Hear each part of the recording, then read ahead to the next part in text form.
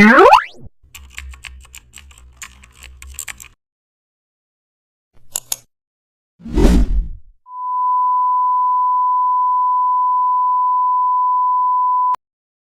back to the channel. Don't forget to like, share and subscribe for more updates. Today we are exploring an amazing topic of Photoshop, how to design a professional star badge using custom shapes. Start by selecting a star shape and drawing it large enough to be the main elements.